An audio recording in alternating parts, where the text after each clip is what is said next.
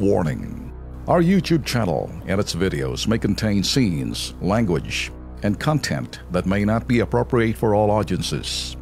These videos include surveillance footage, undercover pursuit of suspects, actual police and rescue operations, and fearless confrontations. If you do not approve of the content, please do not watch our videos. If you wish to continue, we strongly advise that you proceed with caution. Viewers' discretion is advised.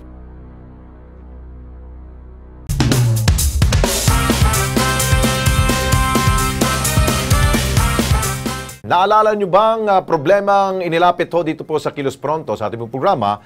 Ito po mga problema ng ating po mga fire volunteers sa pangunguna ho ni Henry Sin noong ika-31 po ng buwan ng Marso. Ito po nangyari. Matapos po kasing may palabas ng Kilos Pronto ang kanya pong problema at pukawin po ang pansin na kanya pong inirereklamo na si Charlie Ngan para ho sa fire truck na kanya pong binili kay Charlie Ngan. Pero ang kanya pong binayad na mahigit 400,000 piso po, hindi na naibalik.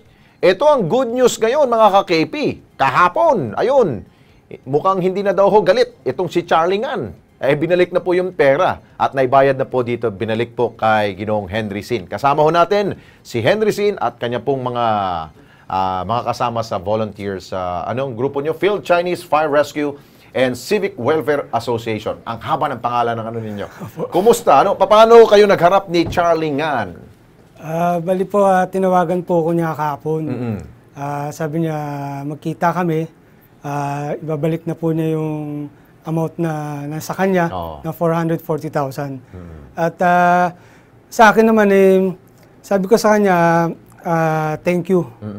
Para magawa ko na rin yung mga gusto kong gawin at marami pa kami matutulungan dahil alam kong marami rin siyempre umaasa din sa amin na kasi nakikita yung ginagawa namin, yung charity.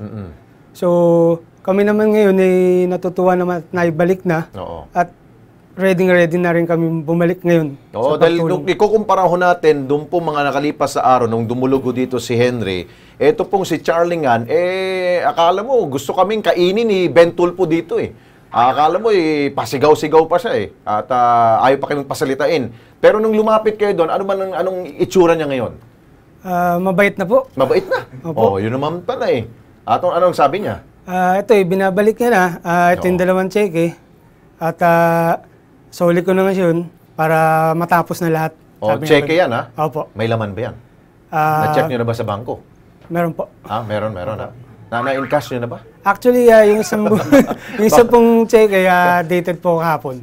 So okay na? Opo. Na-encash niyo na? Pero yung isa po, dated po 26 ng April. Charlie, dapat may laman, check kung hindi, baka po yung problema ka na naman sa amin. Okay, ano ba mga plano ng grupo ninyo? Dahil alam natin na kaya kayo bumili ng fire truck para talaga ho sa kawang gawa. Opo. Volunteerism ang gusto ninyo. Paano yun? Wala kayong fire truck ngayon. May pera na kayo ngayon. Paano yan? Sa ngayon po, nagpa-plan po kami ng isang van.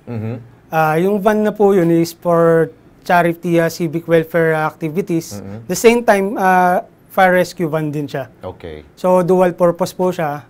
Then, after nun, pag-uusapan naman namin yung fire truck. Okay. Kasi kaya ako unahin ngayon yung van kasi mas marami po siyang matutulungan. Yes. Kasi sa akin... Kasi mabilis ang ang responde ka agad, di ba?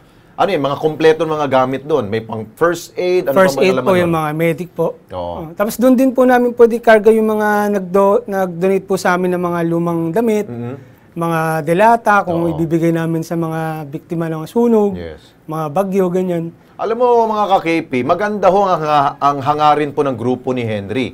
Ang problema lang dahil sa kakapusan po nilang pera, magsisimula ka naman kapag wala ka talagang seed money, magsisimula ka kapag meron pong mga magagandang loob po dyan, na magbibigay po na inyo pong sobra-sobra sa inyong pitaka, makishare kayo dito kanila Henry, sa grupo nila. Dahil bukod sa itong rescue van ninyo, yung fire truck ba, magkano ba fire truck ba ngayon? Fire truck kasi pinakamataas po sa 1.3. Ganun ka, pala, no? Pero brand new ba yan? Actually, lahat naman po yan, puro second hand po yan. Nire-restore lang po yan. Ang importante, meron kayong pang-responde sa mga sunog. Lalo't ngayon dito sa Metro Manila, no? Okay, yung sa inyong van, sakto na ba yung pera na hawak ninyo?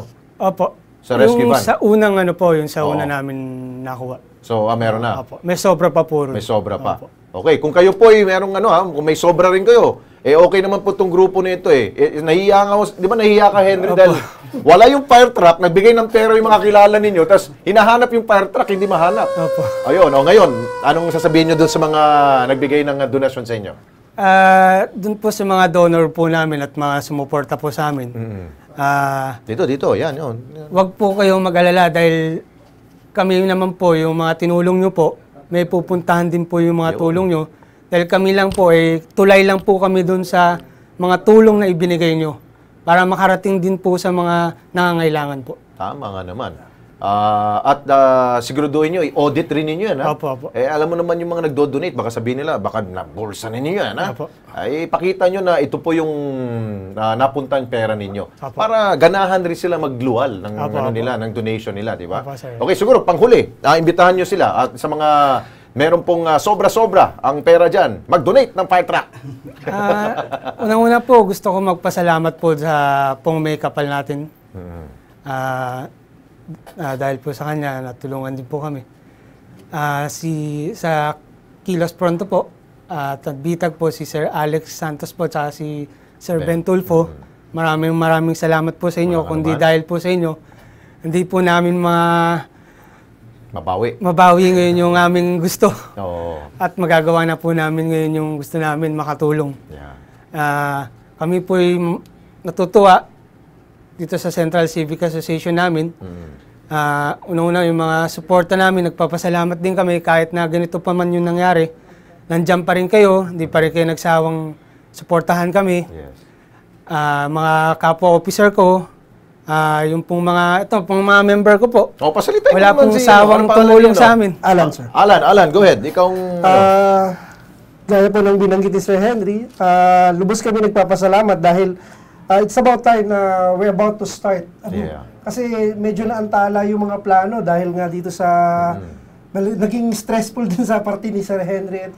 Ngayon na nandito na, nagkaroon na ng liwanag, magkakaroon na tayo ng ban at hopefully merong magdodonate ng fire truck. So we're really counting on that para po maisa katuparan yung ating mga programa, yung mga pinaplano in the future. Yes. Kaya maraming salamat po sa Kilos Pronto. Thank you rin. Thank you po. Okay, siguro, narinig nyo naman po kanil po mga panawagan. I'm sure ang Department of Interior and Local Government, ang BFP, Bureau of Fire Protection, tulungan natin sila dahil katuwang rin ninyo ito sa pagresponde sa mga nangyari pong sunog dito po sa ating pong bansa.